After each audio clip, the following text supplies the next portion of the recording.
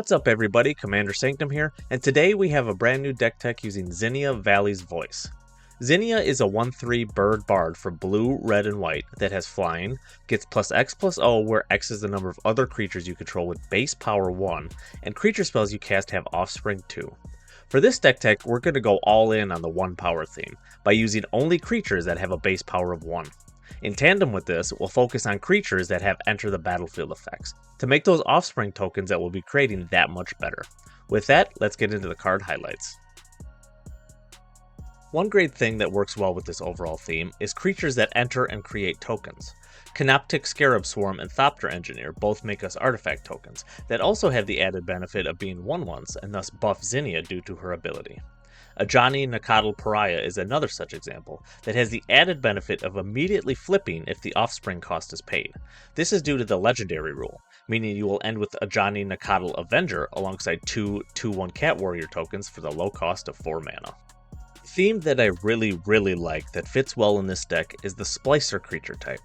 Splicers are cards from Phyrexian base sets that, when they enter, create a 3/3 golem creature and have some sort of effect that buffs the golems. While the golems are 3/3s, the splicers themselves are all 1 power, meaning they fit with the theme. Blade Splicer and Wing Splicer are 2 such examples, giving golems first strike and flying respectively.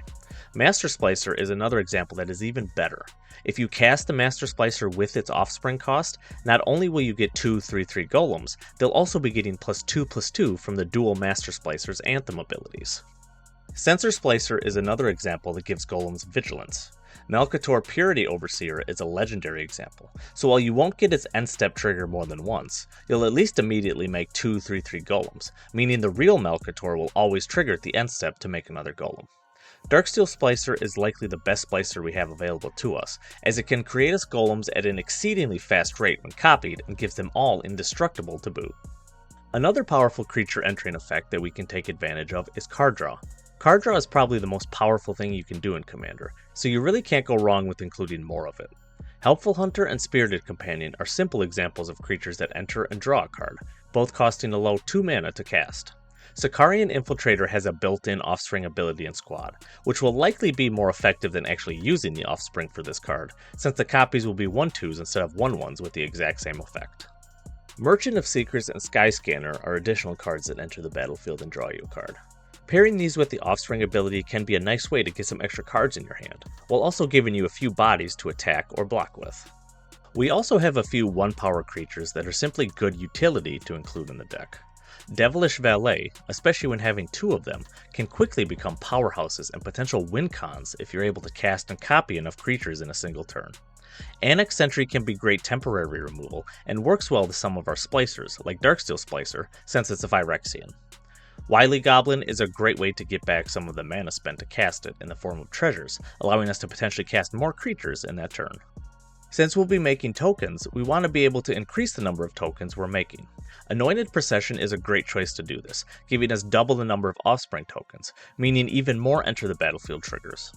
Song of the World Soul will let us create additional tokens that we already control whenever we cast a spell, which could allow us to create a creature on our opponent's turn if we cast an instant.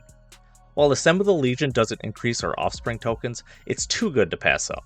And Assemble the Legion out on the battlefield will make our Zinnia huge due to the tokens being 1/1, while also giving us a very sizable army to attack or block with. There are also 2 cards I want to make sure I mention.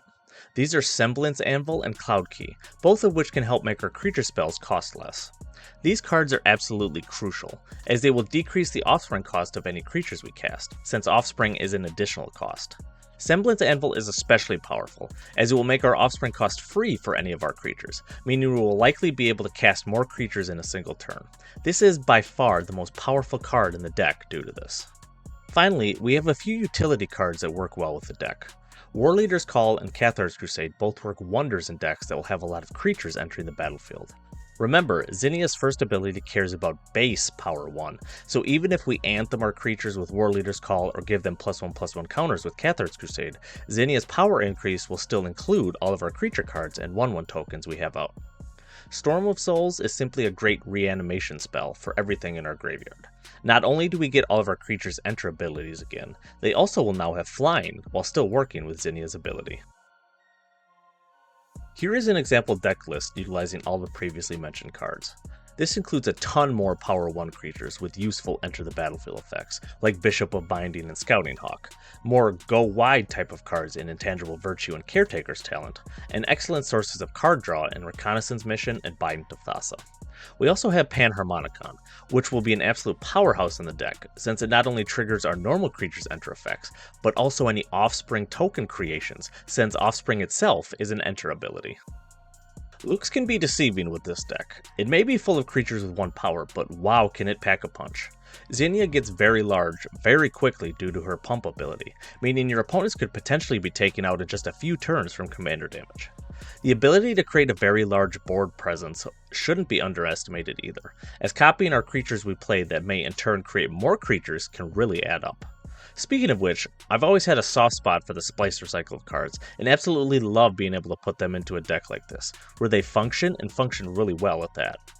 All that being said, the deck can be a bit mana hungry, since a lot of the creatures cost 3 or 4 at a base, meaning adding the additional 2 for the offspring cost can really prevent us from playing multiple a turn. Likewise, there are some cards like Elishnor and Grand Cenobite that really hurt us.